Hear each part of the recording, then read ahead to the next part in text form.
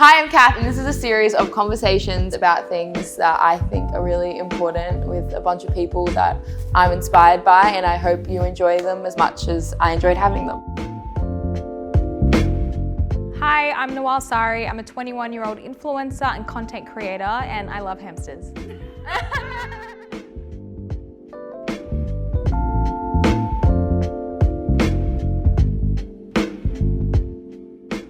I'm an Aquarius. Quirky, I know. Cats. 3 words. Not McDonald's restaurant. There we go. Welcome to Conversations with Kath. I am so happy to have you here. Thanks for having me. You are the queen of modest fashion, and you have an enormous online presence. You've accumulated, I think, a community of over 190,000 followers. I know, it's crazy. Which is insane. You've worked with brands like Nike, ASOS, The Iconic, just to name a few. And you recently got engaged. Which is super exciting. Congrats. Thank you. And to start off with, I would just like to know, what does redefining modest fashion mean to you? For me, it's personal to everyone. I think that everybody has their own journeys with fashion, but for me, it's taking away the stigma that's associated with it. I think fashion is fashion, like point blank period. It's just for everyone. But modest fashion has always had this association with male dominance and oppression and religion, and it's not. It's just taking your clothing garment and extending it and respecting what you believe in and how you want to carry yourself, which every woman should be able to dress how they like. For me, it's taking away the negativity that's associated with it and showing that it's creative and expressive and unique to everyone.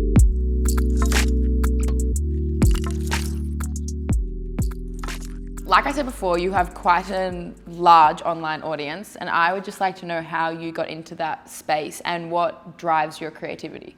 Yeah, I kind of fell into it. I didn't see social media or content creation or photography. I just never associated myself with it because I thought, being a Muslim woman, that we didn't fit into that space.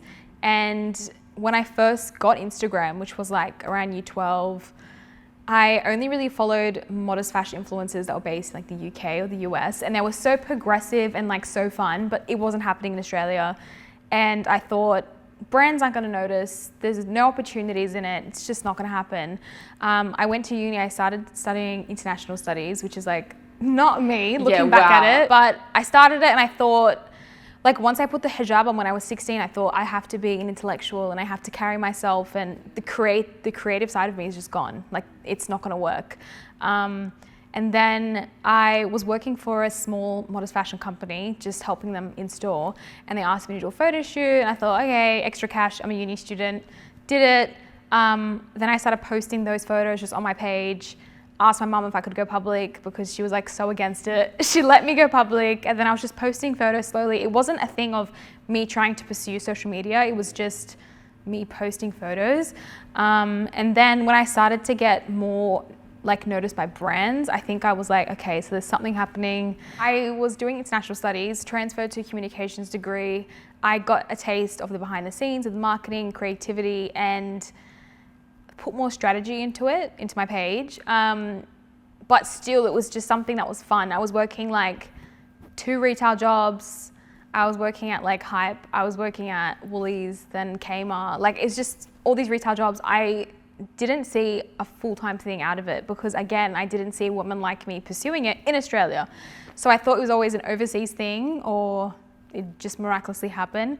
And then when young women started to connect with me and say, because of you, you inspired me to be more expressive or wear my hijab or feel like I can wear it confidently, it was okay, so this is starting a conversation. It's showing insight into my community and how expressive and beautiful it is and diverse. And I kind of just thought, okay, I'm gonna stick to this. It wasn't until beginning of this year or halfway through last year that I quit my jobs and I was pursuing it full time.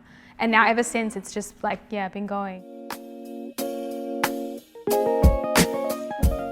When you hear other women reach out to you, is that kind of the main thing you think that drives your creativity or pursuit to continue creating content? Yeah, it's a mix. It's like, for me, I have always had this passion when I was younger of like fashion and beauty, and I love it.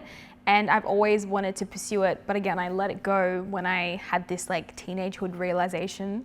But it's a mix of like me expressing myself and creating really fun, cool content. It's also helping my community and bringing light to it and showing how beautiful the hijab is and how diverse my community is, and then showing how fashion is for everyone. I don't think my page is exclusively for Muslim women. I think it's for everyone, but that's my background and that's who I am. So yeah, it's a mix of everything. Conversations about representation in the media are just starting to happen. Obviously within our own circles, they've probably been happening for a long time, but I think publicly, I think specifically this year, we've seen a big surge in these conversations becoming public. On that, what are your thoughts on representation? What do you think we need to be seeing more of? I think that it's like very complex, because I feel like, again, the US and the UK, for example, they're very progressive. Yeah. They're showing how diverse their communities are, and Australia is constantly just really behind in that. And I think like women like us, we're really getting in there inside the conversation. But I think it's just like, my story is like a niche in compared to like a black Muslim woman's story, or somebody who became Muslim later in their life, or someone who doesn't wear the hijab. So there's so many complex stories, but I think Australia just needs to work on allowing, like, passing the mic and just being like talk on behalf of yourself. That's the big thing, because when we do see representation, it's filtered, or it's white people hijacking the conversation. It's kind of just like not authentic. And I mean, the only times I saw myself in media growing up was negative. It was always terrorist associated, or it was this oppressive woman. And it confused me, because that's not who I am or how I was raised. And that's not even how I see my community. I thought that was so foreign to me. And then you get older and realize like that's the reason for like half the encounters I'm dealing with, or you know what I'm saying? So I think it's just passing the mic, letting communities talk for themselves is like the best way you can do it. Yeah.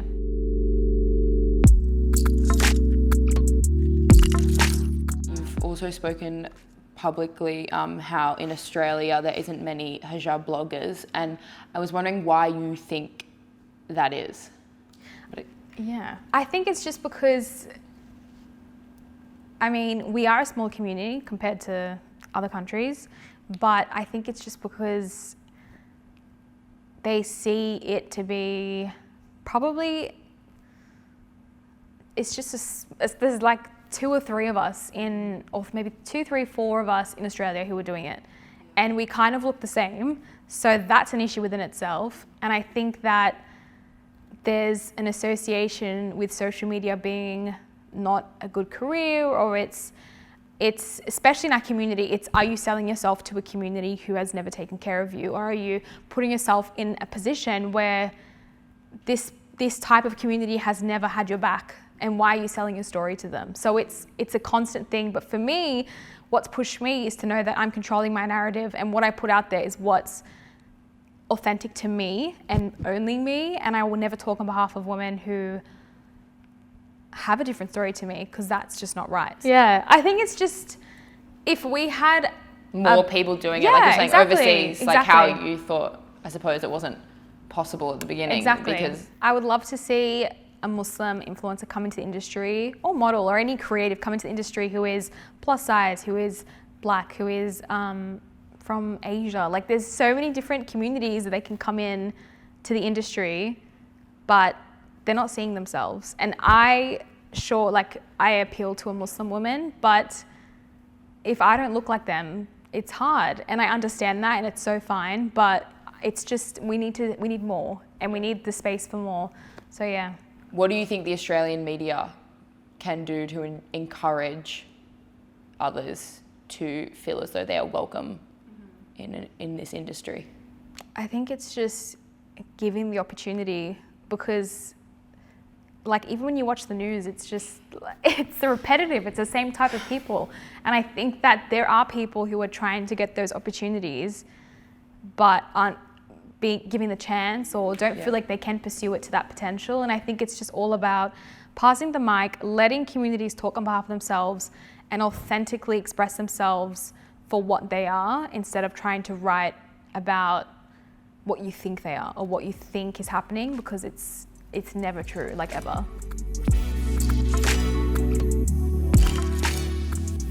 What makes you feel most yourself? I feel most myself when I'm being creative. I think that when I'm doing really cool content or I'm wearing a really cool outfit, I just feel the most fun and most myself. And I feel like when I'm at my best is when everything's cool, my family, my friends, we're all fine, and like everything's just smooth tracking. And I think it's just because I'm like an overly anxious person, I'm like constantly thinking. But when everything feels fine and I'm like expressing myself and I'm going for cool opportunities and like everything feels mellow, that's when I feel like the most confident and the most me. Yeah, if that makes sense. No, that makes total sense. Okay, cool. Yes.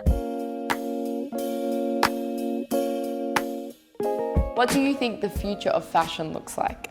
I think the future of fashion, hopefully, will just be fashion, and it will be clothing that is strictly just clothing that can be for everyone. It's just gross now to see that fashion is something that's so socially constructed to be made for like certain type of people, and I don't understand that, because when I grew up shopping, I went to the same shops like we all went to, but I just finessed it in a way that suit my morals and it suit me.